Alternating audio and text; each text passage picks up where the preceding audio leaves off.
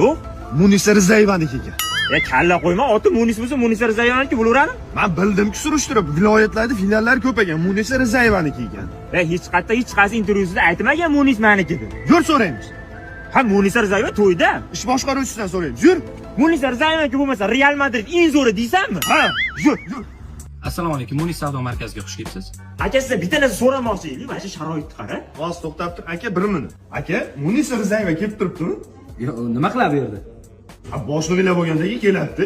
Yo, Munisa Rizayevaniki emas bu yer. Ko'rdingmi? Uniki emas ekanmi? Ayting, Real Madrid eng zo'ri deb aytdi. To'xta, ish boshqaruvchisi ham bilmas ekan. Hozir adminiga telefon qilib so'raymiz. Agar Munisaniki bo'lsa, barsi zo'r deysanmi?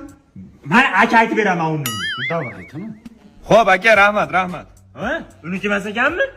Ayting, Real zo'r deb. Ayting. Sen Realchisan, To'xta.